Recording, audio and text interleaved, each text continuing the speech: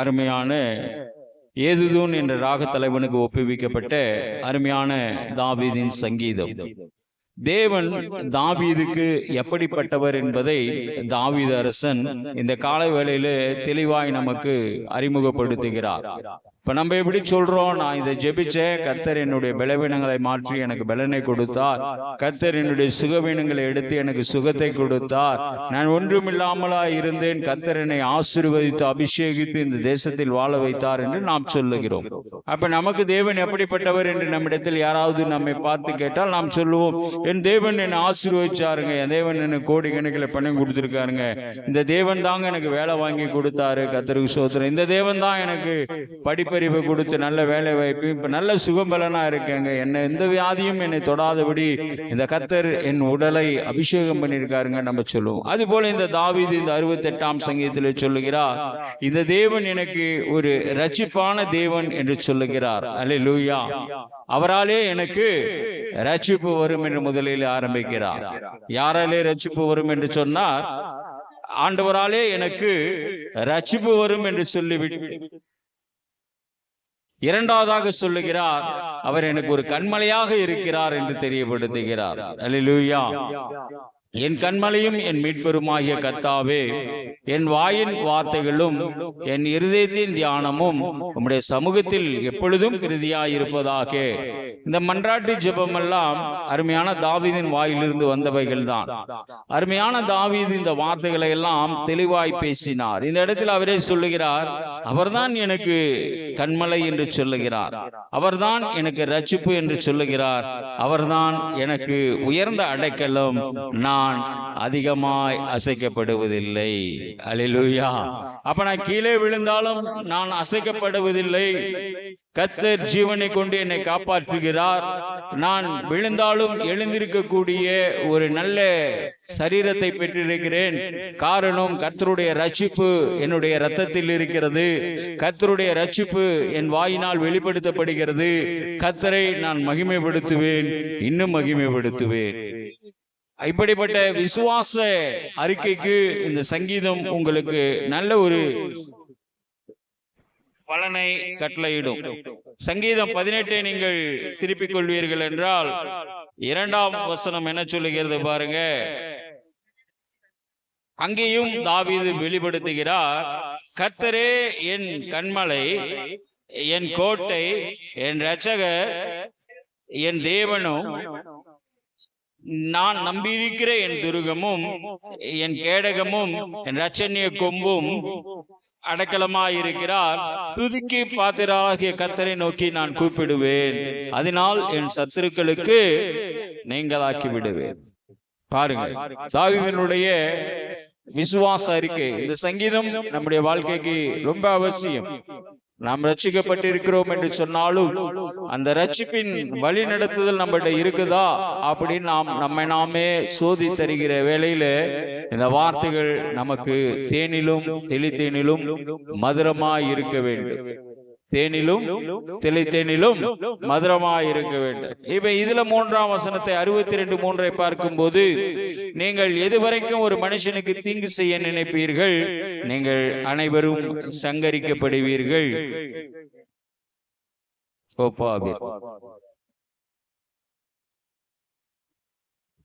இடிந்த சுவருக்கு இவர்கள் யார்? துன்மார்க்கர்கள் என்று அவர் துன்மார்க்கனுடைய வாழ்க்கையை சொல்லுகிறார். துன்மார்க்கருடைய பாவங்களை அந்த இடத்தில் வெளிப்படுத்துகிறார். இங்கு சொல்றார், துதிக்கு பாத்திரராகிய நான் கர்த்தரை நோக்கி கூப்பிடுவேன், அதனால் இந்த கர்த்தர் என் சத்துருக்களுக்கு நீங்களாக்கி ரட்சிக்கப்படுவேன். மரணக்கட்டுகள் என்னை சூழ்ந்து கொண்டது, துர்பிரச்சனம் என்னை பயப்படுத்துகிறது, பாதாள கட்டுகள் என்னை சூழ்ந்து கொண்டது, மரணக்கண்ணிகள் என்ன ஆயிடுச்சுங்க, என் மேல் விழுந்தது என்று ஆரம்பித்து சொல்லுகிறார். அப்போ தாவீதுக்கு இந்த தேவன் கண்மலையாய் இருந்தார், அடைக்கலமாய் இருந்தார். இதே 62:5 சொல்லப்படுகிறது, என் ஆத்துமாவே தேவனை நோக்கி அமர்ந்திரு, நான் நம்புகிறது அவராலே வரும் என்று சொல்லி முடிகிறார். 7ஆம் வசனத்தில் நாம் சொன்ன மனன வசனத்தில் அவர் சொல்லுகிறார், என் ரட்சிப்பும் என் மகிமையும் தேவனிடத்தில் இருக்கிறது, அவரே என் பலனான கண்மலை, அவரே எனக்கு அடைக்கலம் என்று சொல்லுகிறார். தாவீது இந்த சத்தியத்தை நன்றாய் அறிந்து வைத்திருக்கிறார். நாம் தாவீதை போல காணப்பட வேண்டும் என்றால் சத்தியத்தை அறிவீர்கள், சத்தியம் உங்களை விடுதலையாக்கும். ஏனென்றால் தாவீதின் காலத்தில் இயேசு கிறிஸ்து வெளிப்படவில்லை, மாம்சத்தில் இயேசு கிறிஸ்து தாவீதின் நாட்களில் வெளிப்படவில்லை. ஆனாலும் அவர் ஆவியிலே வெளிப்பட்ட தேவனை மகிமைப்படுத்திக் கொண்டிருந்தார்.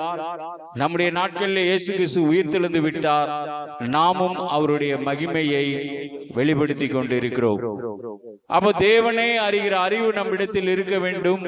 தேவனை அறிந்து கொள்ளுகிற ஞானம் நமக்கு தேவை. நாம் கர்த்தரை அறிகிற அறிவிலே வளர்ச்சி அடைந்தால்தான் இப்படிப்பட்ட காரியங்களை நம்மால் சொல்ல முடியும்.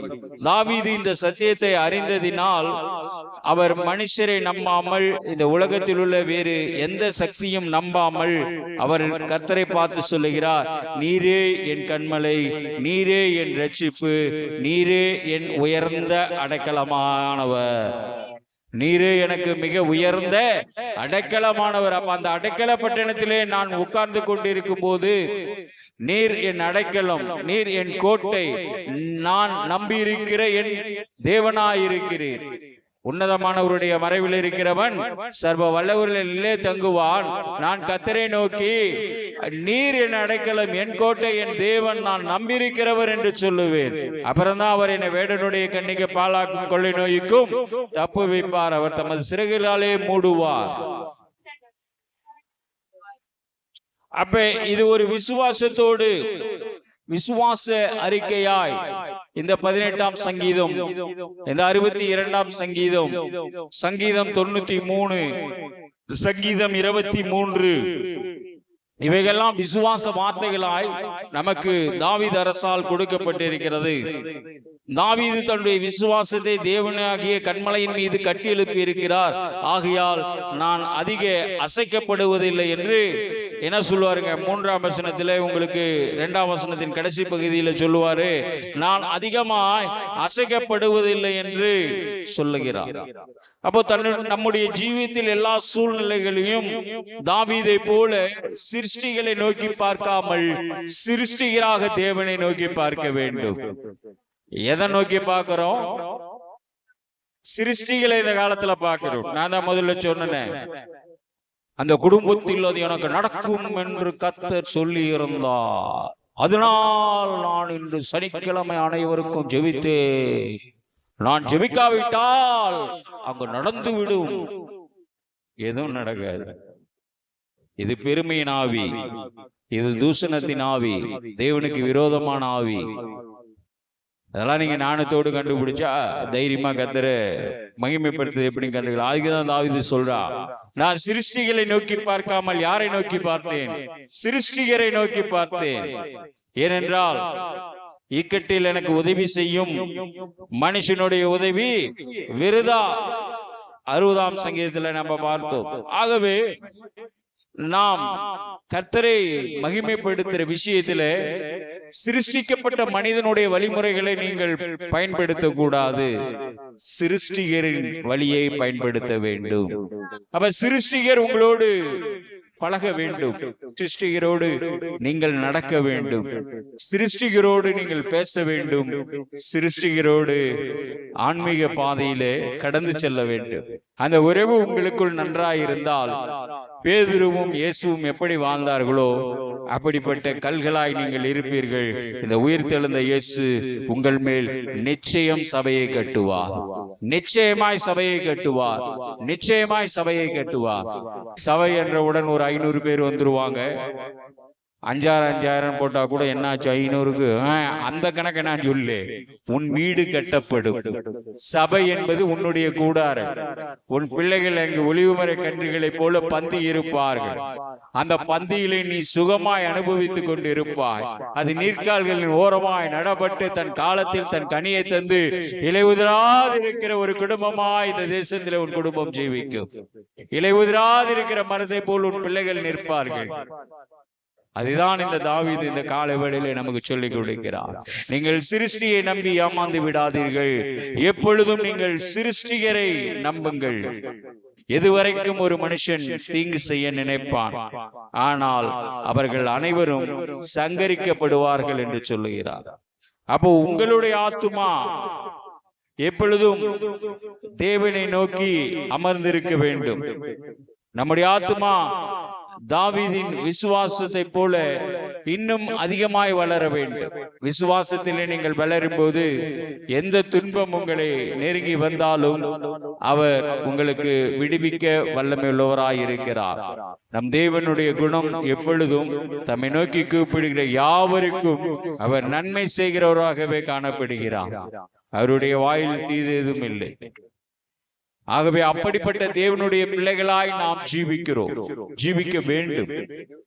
ஆகவே நாசியில் சுவாசம் உள்ள மனிதனுடைய வார்த்தைகளை நீங்கள் கேட்டு அஞ்ச வேண்டாம். என் வார்த்தையை சேர்த்துதான் சொல்றேன். நான் நீதிமான், நான் அழைக்கப்பட்டவன், எனக்கு இப்படி கொடுக்கப்பட்டது, அதெல்லாம் சொல்லி பிரயோஜனம் இல்லை. அப்படி இயேசு சொல்ல ஆரம்பிச்சாருன்னா உங்களுக்கு மத்தேயு, மார்க்கு, லூக்கா, யோவான் நின்று இருக்காது. மத்தேயில 5 பிரிவு வந்திருக்கும், மார்க்ல 5 பிரிவு வந்திருக்கும். மலை பிரசங்கம் அடிச்சு விட்டு ABCD ஜட்டு வரைக்கும் வந்திருக்கும். இல்ல, அழகாய் சுருக்கமாய் 130 வசனத்துக்குள்ள அந்த மலை பிரசங்கத்தை சுருக்கினார்.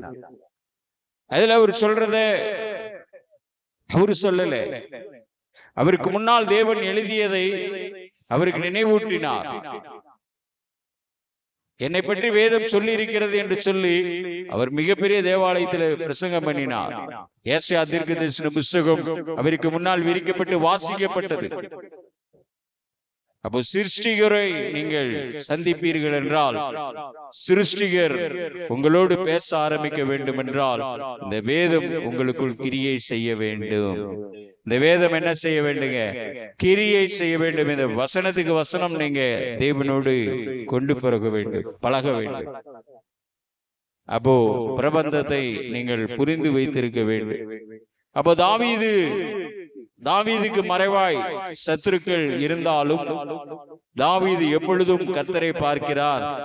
தாவீது, நீங்கள் எதுவரைக்கும் ஒரு மனுஷனுக்கு தீங்கு செய்வீர்கள் என்று கேள்வி கேட்கிறார். தாவீது என்ன கேள்வி கேட்கிறாருங்க? நீங்கள் எதுவரைக்கும், 3ஆம் வசனத்தை பாருங்க.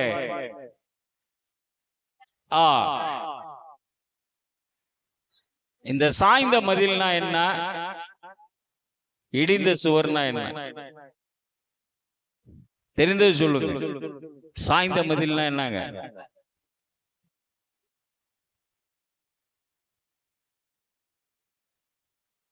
ஐயோ, சாய்ந்த மதில்னா தெரியாதா? பாழாக்கப்பட்ட இடம். நீங்க அதுல போய் ரெஸ்ட் எடுக்கலாம், நீங்க போவீங்க. உங்களுக்கு முந்தைய அங்க 4 நாகராஜன் இருந்துட்டு இருப்பாரு. நீங்க போய் படிக்கலன்னு உக்காரலாம், நல்ல இடம் இருக்கு, மரம் இருக்குது, வெளிச்சம் இருக்குது, உள்ள போல. நம்ம தான் 2 கழுகு அதுல இருந்து எந்திரிச்சு அந்த மண்டபத்துல இருந்து வெளியே போவோம். அடுத்து நாகராஜன் என்ன பண்ணிட்டு இருப்பாரு? உங்களே கூப்பிடுவார். நானும் இங்கதான் படிக்கிறேன், கவலைப்படாதீங்க, நீங்க ஏதாவது ஒரு ஓரமா படுங்க, நான் ஒரு ஓரமா படுக்கிறேன்னு. நீங்க அந்த மதில யூஸ் பண்ணுவீங்களா? அந்த சாய்ந்த மதில உடனே நாகராஜன் வா, நான் இனிமேட்டு குடும்ப நடத்தலான்னு வாழுவீங்களா? இல்ல. அப்ப அந்த மதில் ஒன்றதுக்கும் உதவாது.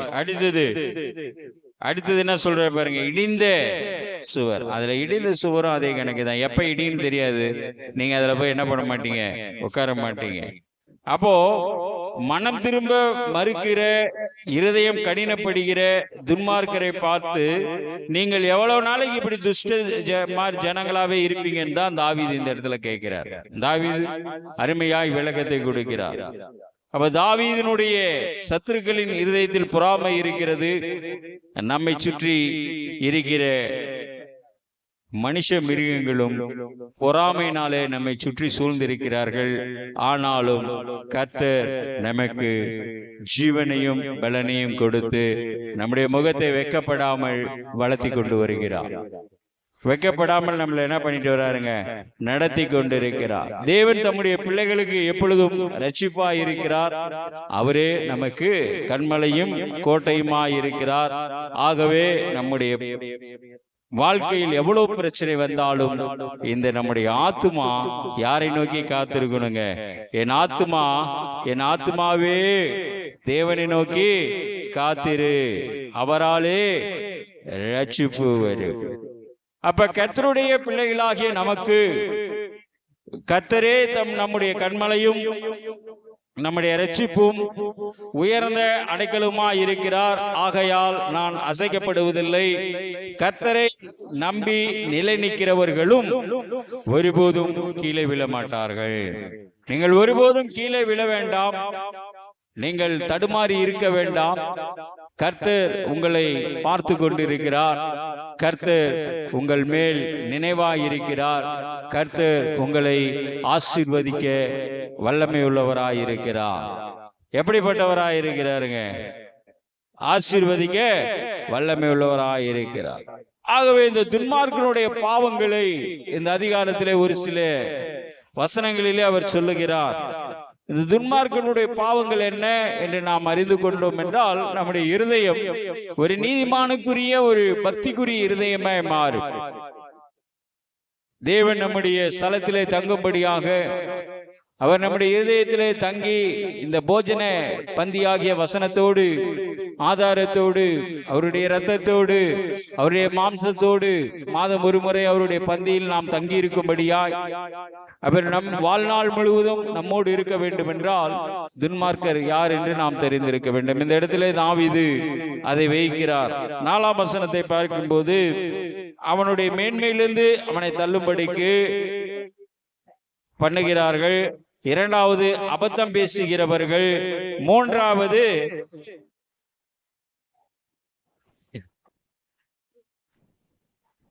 இதுலதாங்க பிரச்சனை வருது. தங்கள் வாயினால என்ன பண்றது? ஆசீர்வதிக்கிறது. உள்ளத்துல என்ன பண்றது? நீ செய்யறதெல்லாம் தப்புன்றது. வாயினால என்ன சொல்றது? ஆசீர்வாதம், உனக்கு இப்படிதான் இருக்கும், நீ நல்லவங்க வல்லவங்க அப்படின்ட்டு கடைசியத்துல உன்னிடத்தில் ஒரு குறை கண்டுபிடித்தேன் அப்படின்னு உள்ள பழத்தை எடுத்து கத்தி எடுத்து கழுத்துல வச்சு சொருகிறது. அப்ப இந்த துன்மார்க்கனுடைய சுபாவங்களை இந்த இடத்துல தாவீது பேசுகிறார். அவர்கள் எப்பொழுதும் நீதிமானுக்கு விரோதமாய் அவர்கள் என்ன பண்றாங்க? ஆலோசனை பண்றாங்க. கர்த்தர் உன்னை வழி நடத்திட்டாரு, உன்னால கர்த்தரை மகிமைப்படுத்த முடியவில்லை, ஆகவே நான் என் வீட்டு பக்கத்திலே ஒரு சர்ச்சு கட்டிக்கிறேன், நான் கர்த்தருக்கு ஒரு பலிபீடம் கட்டிக்கிறேன்றான். அதை ஆண்டவர் ஆசீர்வதித்து அந்த காரியத்தை செய்ய வச்சிடுறாரு.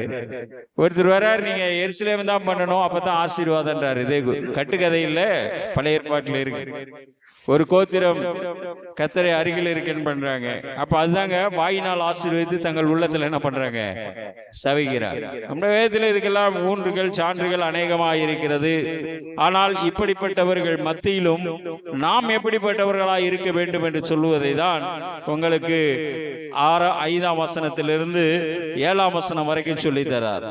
என் ஆத்துமாவே தேவனை நோக்கி அமர்ந்திரு, நான் நம்புகிறது அவராலே வரும்.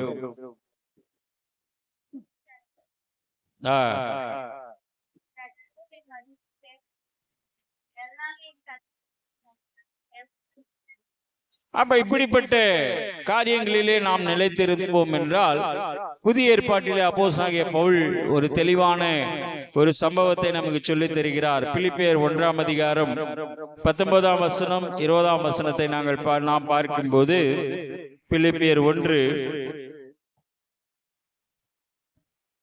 அது உங்கள் வேண்டுதலினாலும் இயேசு கிறிஸ்துவினுடைய ஆவியின் உதவியினாலும் அறிவேன், நான் ஒன்றிலும் வெட்கப்பட்டு போகாமல் எப்பொழுதும் போல இப்பொழுதும் மிகுந்த தைரியத்தோடு ஜீவனாகிலும் சாவனாலாகிலும் கிறிஸ்து என் சரீரத்திலே மகிமைப்படுவார் என்று எனக்கு உண்டாயிருக்கிற வாஞ்சைக்கும் நம்பிக்கையும் தக்கதாய் அப்படி முடியும். இதுதாங்க உங்க விசுவாசத்தின் அறிக்கை. உங்கள்கிட்ட விசுவாசம் இப்படி இருந்ததுன்னா மிகப்பெரிய விஷயம். கிறிஸ்து என் சரீரத்தினாலே மகிமைப்படுவார். எப்படி மகிமைப்படுவாரு? அது என் ஜீவனாலும் சரி, என் சாவானாலும் சரி. கிறிஸ்துவின் மகிமை எனக்கு உண்டாயிருக்கிற வாஞ்சியும் நம்பிக்கையும் தக்கதாய் அப்படி முடியும். இது எழுதின பவுல் இயேசுவை தரிசித்ததினாலே இதை எழுதினார். இயேசுவை என்ன பண்ணாருங்க? நீங்க இன்னும் தரிசித்து கொண்டே இருக்கிறோம், இன்னும் ஒரு தெளிவில்லாம இருக்கிறோம். இதெல்லாம் இந்த வசனங்களை நீங்க வச்சு உங்க தெளிவான பாதையை நீங்கள் தேவனிடத்தில் தெரியப்படுத்த வேண்டும். அப்போ தாவீது இங்கு சொன்னதை அப்போஸ்தலனாகிய பவுல் தெளிவாய் சொல்லுகிறார். எனக்கு சாவானாலும் சரி, அது ஜீவனாலும் சரி, நான் தைரியத்தோடு, நான் ஒன்றிலும் வெட்கப்பட்டு போகாமல், நாம் ஒன்றிலும் என்ன செய்யப்பட்டு போக கூடாதுங்க, வெட்கப்பட்டு போகாமல் வாழ கற்றுக்கொள்ள வேண்டும் என்றால் நம்முடைய ஆத்துமா எப்பொழுதும் கர்த்தரை நோக்கி காத்திருக்க வேண்டும். என் ஆத்துமாவே கர்த்தரை ஸ்தோத்திரி, என் முழுவதுமே அவருடைய பரிசுத்த நாமத்தை ஸ்தோத்திரி. என் ஆத்துமாவே தேவனை நோக்கி அமர்ந்திரு, நான் நம்புகிறது அவராலே வரும். அதை தான் பவுல் இங்கு இயேசுவை சந்தித்த பிறகு பவுல் சொல்லுகிறார், நான் வெட்கப்பட்டு போவது இல்லை. காரணம், கிறிஸ்துவனுடைய ஆவியின் உதவியினாலும் எனக்கு ரட்சிக்க முடியும் என்று, ரட்சிப்பாக முடியும் என்று நான் அறிவேன். அப்ப யாருடைய ஆவியில நீங்க ரட்சிக்கப்பட வேண்டுங்க? யாருடைய ஆவி? யாருடைய ஆவிங்க? கிறிஸ்துவின் ஆவியினாலே நீங்க வாங்க. கிறிஸ்துவின் ஆவியினாலே ஏவப்படுங்க, கிறிஸ்துவின் ஆவினாலே பைபிள் படிங்க, கிறிஸ்துவின் ஆவினாலே மகிமை பெறுங்க, கிறிஸ்துவின் ஆவினாலே கேட்டதை பெற்றுக் கொள்ளுங்க. அப்ப உங்களுடைய சரீரத்தில் வெட்கப்படுகிற காரியத்தை கர்த்தர் அனுமதிக்க மாட்டார். கர்த்தர் உங்கள் வாயிலே ஊற்றாயிருந்து எல்லா காவலோடும் உன் வாயை காத்துக்கொள், அதிலிருந்து ஜீவ ஊற்று புறப்படும். அப்ப நீங்க வெட்கப்பட்டு போகாமல் எப்பொழுதும் போல இப்பொழுதும் மிகுந்த தைரியத்தோடு இந்த வருடம் முழுவதும் நீங்கள் கடக்க கர்த்தர் கிருபை செய்வார். கர்த்தர் உங்களுக்கு என்ன செய்வாருங்க? கிருபை செய்வார். அப்ப அந்த கிருபை உங்களுக்குள் இருக்க வேண்டும் என்றால், அந்த துன்மார்க்கரை போல நீங்கள் பிறரை சபிக்காமல் பிறரை ஆசீர்வதிக்க கற்றுக்கொள்ளுங்கள்.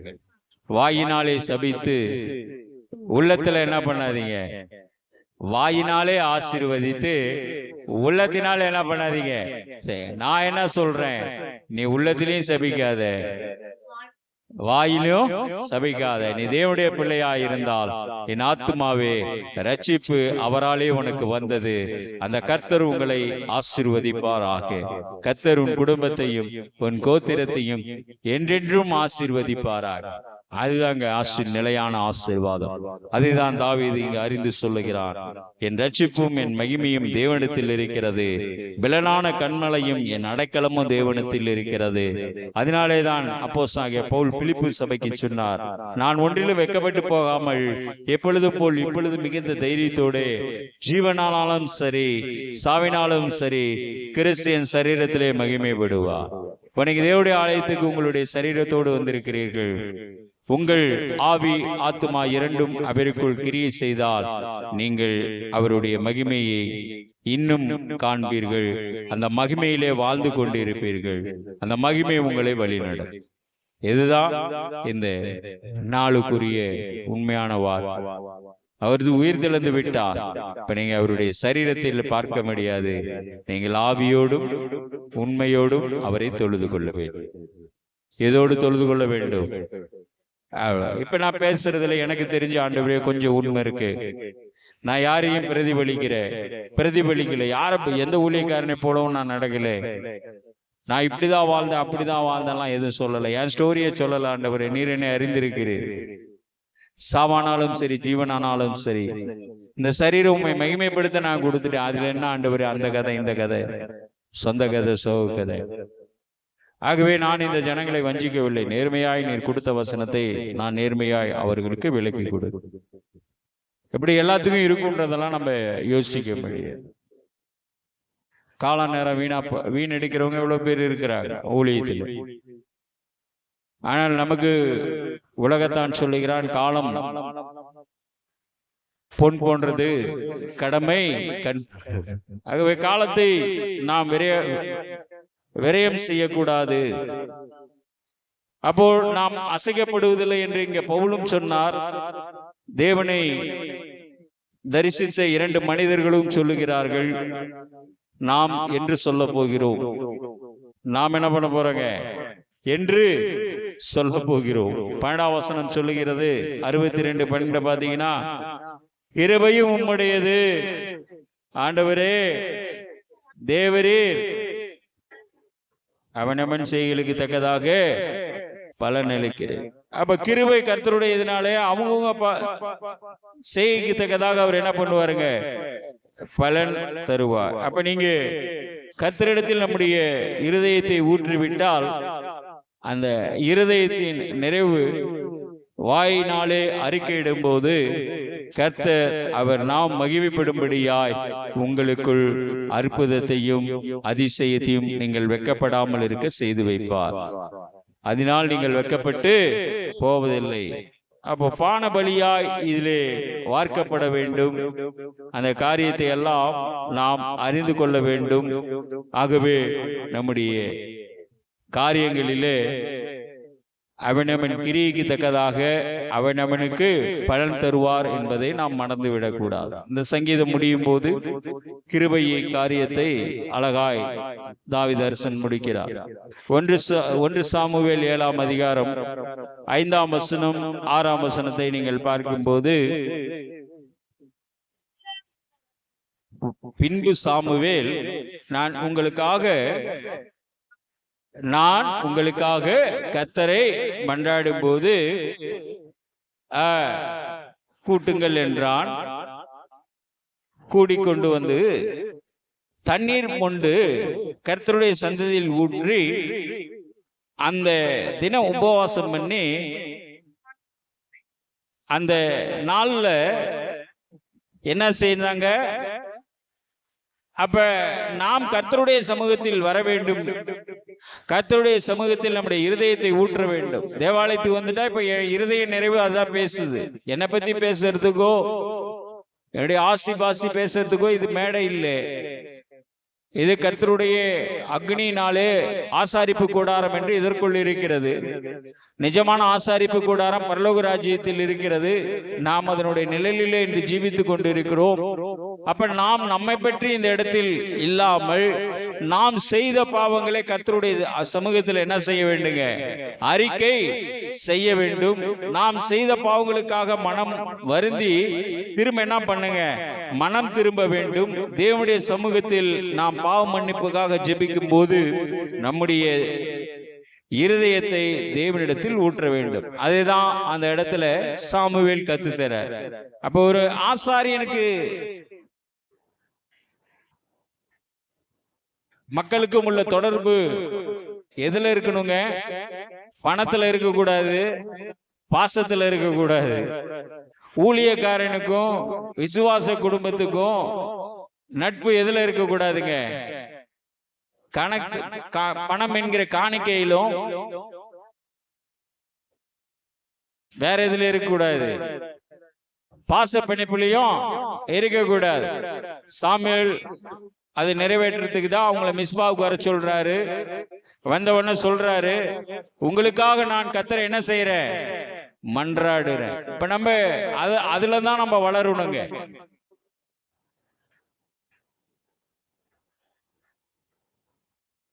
ஆண்டவர் இதெல்லாம் ஆண்டவர் அப்படியே மலை பிரசங்கத்துல கொண்டு வருவார்.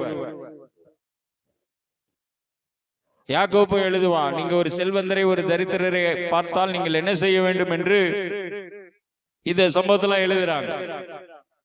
ஆனால் நாம் இந்த கடைசி காலத்துல தேவனுடைய ஆலயத்துக்கு வந்தால் சாமுவேலை போல கர்த்தரால் அபிஷேகம் பண்ணப்பட்ட மனுஷன் நம்மகிட்ட இருந்துட்டானா நம்ம தப்பிச்சோம்.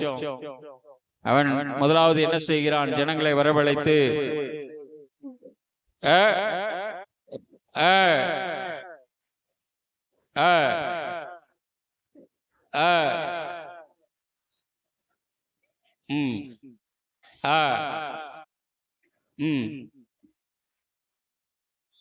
பாருங்க. அப்ப ஒரு ஊழியக்காரனுடைய வேலை நியாயம் விசாரிக்கிறது தான், அநியாயமா பேசுறது இல்லை. அதனாலதான் தாவீது இந்த 62 எழுதி முடிக்கும் போது எல்லாருக்கும் ஒரு கவனம் ஈர்ப்புக்காக இந்த காரியத்தை சொல்றார். அவனவன் செய்யத்தக்கதாக அவனுக்கு பலன் அளிக்கிறார். ஆகவே தேவனுடைய சமூகத்திலே நம்முடைய காரியங்களை நாம் இறக்கி வைப்பதற்காக தான் தேவனுடைய ஆலயத்துக்கு வருகிறோம், உலகால் படுகிறோம். ஒரு 10 நிமிடம் நம்மை நாமே ஒப்பு கொடுத்து ஜெபிக்க வேண்டும். அதன் பிறகு கர்த்தருடைய ஆவியானவரோடு இருந்து அவருடைய நாமத்தை நாம் மகிமைப்படுத்துகிறோம், ஆராதிக்கிறோம். அந்த ஆராதனை வேளையில உணர்ச்சி வசப்படாமல் உணவு பூர்வமாக வார்த்தைகளை நாம் தியானிக்கும் போது அந்த பாடல் வரிகளினாலே நம்முடைய இருதயம் நம்ம குத்தப்படும் போது கண்ணீர் வருகிறது. அந்த கண்ணீரை கர்த்தர் துடைக்கிறவராய் இருக்கிறார். அதனுடைய மகிமை அப்போஸ்தலனாகிய பவுல் சொன்னது போல, ஜீவனானாலும் சாவானாலும் நான் கர்த்தருடைய மகிமையை காண்கிறேன், நான் வெட்கப்பட்டு போவதில்லை என்பதை போல உங்களுக்கும் எனக்கும் கர்த்தருடைய வார்த்தையினாலே நம்முடைய முகங்கள் வெட்கப்பட்டு போகாதபடி கர்த்தர் நம்மை வழி நடத்துகிறார். அதான் கர்த்தருடைய வார்த்தை. அப்போ நாம் தேவனுடைய ஆலயத்துக்கு வந்தால் முதலிலே நாம் பாவி என்பதை நாம் இந்த வசனத்தை கொண்டு அறிந்து கொள்ள வேண்டும். இப்ப தாவீதின் கட்டளை இதுல சொல்லப்படுகிறது. கர்த்தரை நீங்கள் 8ஆம் வசனத்தை நீங்கள் பார்க்கும்போது, ஜனங்களே எக்காலத்திலும் நம்புங்கள், இருதயத்தை ஊற்றிவிடுங்கள். 10ஆம் வசனத்தை பார்க்கும்போது, கொடுமையை நம்பாதிருங்கள், கொள்ளையினால் பெருமை பாராட்டாதிருங்கள், ஐஸ்வர்யத்தை விருத்தியானால் இருதயத்தை அதன் மேல் வைக்காதீர்கள். பார்த்து தேவனுடைய ஆலயத்துக்கு வந்தா எதெல்லாம் பேசணும், எதாவது பேசக்கூடாதுன்னா நம்ம இதுலதான் நம்ம வேணுன்றோம். ஐஸ்வர்யம் விருத்தியானால் இருதயத்தை அதன் மேல் வைக்காது. ஐஸ்வர்யம் எதுக்கும் உதவாது என்று வேதம் சொல்லி தெரிகிறது. ஆனால் ஜீவிப்பதற்கு கொஞ்சம் வேணும். தாழ்மைக்கும் கர்த்தருக்கு பயப்படுதலுக்கும் கிடைக்கும் நன்மைகள் ஐஸ்வர்யம், கனம், மகிமை நீதிமொழிகள் இருக்கும். எல்லாம் கொஞ்சம் தெரிஞ்சு வச்சுங்க, அதனால தப்பு இல்லை. ஆனால் இங்கு கர்த்தர் 5 காரியங்களை தாவீதின் மூலம் சொல்லி தருகிறார். தாவீது அரசனாய் இருந்ததினாலே ஜனங்களை பார்த்து சொல்லுகிறார், ஜனங்களே எக்காலத்திலும் அவரை நம்புங்கள். இப்ப நானும் அதுதான் சொல்றேன். நீங்கள் கர்த்தரை எக்காலத்திலும் என்ன செய்ய வேண்டும்? நம்ப வேண்டும். அடுத்தது, உங்கள் இருதயத்தை ஊற்றிவிடுங்கள். அந்த மிஸ்பாவிலே அறிந்து கொண்ட தேவ பிள்ளையாகிய சாமுவேல் ஜனங்களை அழைத்து, உங்கள் பாவங்களை முதலாவது இந்த தண்ணீரை போல ஊற்றி விடுங்கள், உங்கள் இருதயத்தை கர்த்தர் அறிந்து கொள்வார் என்பது போல இந்த 2வது வாக்கியத்தை நீங்கள் மறந்து கூடாது. 3வது, நீங்கள் கொடுமையை என்ன பண்ணாதீங்க? கொடுமையை நம்பாதிருங்கள். அப்படின்னா என்னன்னு கொஞ்சம் உங்களுக்கு விளக்கம் தெரிஞ்சதுன்னா சொல்லுங்க. கொடுமைனா என்ன, அதை நம்ப கூடாதுன்னா என்ன? தெரிஞ்சா தெரியும் சொல்லுங்க. தெரியலனா தெரியலன்னு சொன்னீங்கன்னா நான் 2 நிமிஷத்துல முடிக்கலாம். இன்னும் 5 நிமிஷத்துல நம்ம முடிக்கணும். கொடுமையை நம்பாதிருங்கள் அப்படின்னா என்ன?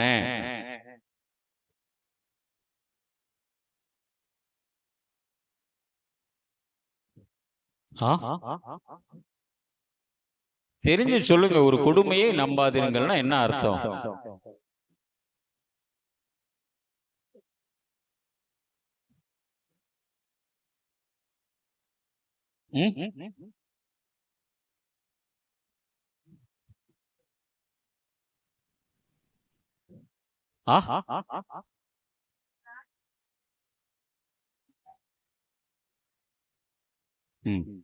இல்ல, இது மாம்சீகத்துக்கு.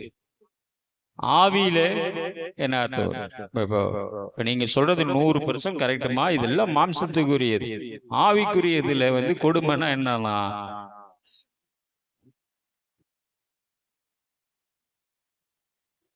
இல்ல ஆசீர்வாதத்தை பெற்று அனுபவிக்க முடியாதது ஒரு கொடுமை நம்ம சொல்லலாம். சரி, ஆனா இங்க தாவீது சொல்றது என்னன்னா, அந்த ஆசீர்வாதம் இப்படி இருந்தா தான் கிடைக்கணும். ஒருத்தர் ஏமாத்துறாங்க பாருங்க, அதை நம்பாதன்னு சொல்றாரு. இப்ப புரியுதா உங்களுக்கு? இப்ப நான் சொல்றேன், என்னை கர்த்தர் அழைத்திருக்கிறார், நாளை காலையில் எனக்கு 2.25 கோடி வர வேண்டும் என்று நான் இன்று காலையிலிருந்து சாப்பிடாமல் நிற்கிறேன் அப்படின்னு நான் சொல்லிடுறேன். நீங்களே அதை நம்புறீங்க. ஆனா எனக்கு யாராவது சைட்ல 8 மணிக்கு என்ன கொடுத்துருப்பாங்க? 8 மணிக்கு ஏதாவது என்ன கொடுத்துருப்பாங்க, உணவு கொடுத்து நீ பாஸ்டிங்ல இரு, அப்பதான் உன்னால பிழைக்க முடியும். இதை நீங்க நம்பி வீட்டுல போய் என்ன மாதிரியே சாப்பிடாம அப்படி இருந்தீங்கன்னா அது பேர் என்னங்க? உங்க சரீரத்துக்கு விரோதமா நீங்க ஒரு கொடுமையை நடத்துறீங்க. அது நீங்க நம்பிட்டீங்கன்னா உங்க வாழ்க்கை வீணா போயிடும். கொடுமையை எப்பொழுதும் என்ன செய்யக்கூடாதுங்க? நம்ப கூட. ஆவிக்குரிய காரியத்துல நமக்கென்று கர்த்தர் தர என்ன சித்தமா இருக்கிறாரோ அது நமக்கு கிடைக்கும். அதனாலதான் இங்க சொன்னாரு, கடைசியா முடிக்கும் போது கிருபை உம்முடையது, நீங்கள் சாகாமல் பிழைத்திருப்பதே கர்த்தருடைய சுத்த கிருபை. இதெல்லாம் தாவீது தான் எழுதினார். கொஞ்சம் நல்ல யோசனை பண்ணி பாருங்க. கொடுமையை நம்பாதீருங்க. இப்படி இருந்தாதான் கர்த்தர் இப்படி பதில் கொடுப்பார், இப்படி இருந்தாதான் கர்த்தர் வழி நடத்துவார்னா அப்படியெல்லாம் நம்ம தேவன் எழுதிருக்கு. எழுத்தின்படி நீங்க இதை பாருங்க, செக் பண்ணுங்க, வேதத்தை செக் பண்ணுங்க, வேதத்தை வாசிங்க, வாசிச்சு அதுக்குரிய உங்ககிட்ட விசாரிச்சு இது இப்படி இருக்கு. அப்ப அடுத்தது இந்த கொடுமையை நம்பாது இருந்தீங்கன்னா அடுத்தது நீங்க எதனால பெருமை பாராட்ட போயிடுவீங்க? கொள்ளையினால் பெருமை. அதான் நான் சொன்னேன் பாத்தீங்களா, இந்த சபை மக்களுக்கு என்ன நடக்குமோ கர்த்தர் நடக்கிறதுக்கு முந்தி சொல்லுவார். அவர்கள் சரியில்லாதவர்களா இருந்தால் நடந்த பிறகு என்கிட்ட பேசுவார். இப்படி எல்லாம் ஊழியக்காரங்க பேசுறாங்க.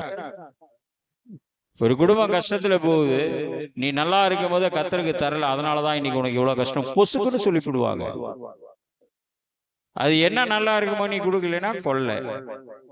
நீ ராயனுக்கும் தேவனுடைய தேவனுக்கும் கொடுக்க மறந்து போனாய், தேவன் உன்னை மறக்க சித்தமானார். தூக்கு, மனப்பாடம் பண்ண வசனம் தூக்கி இந்த தலையில வை. 15ஆம் வசனத்தை நீங்கள் பார்க்கும் போது,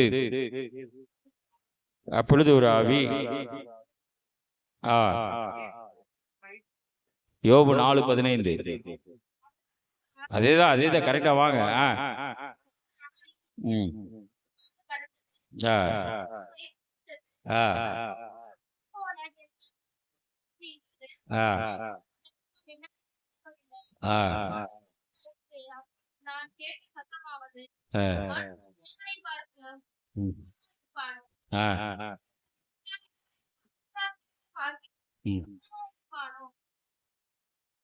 முடிஞ்சது.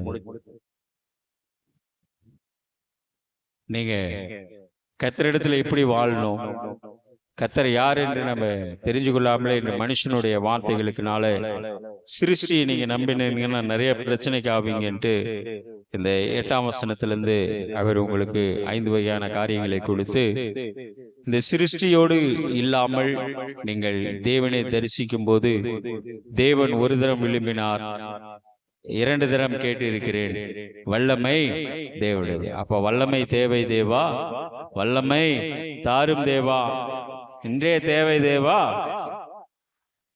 அவ்வளவு.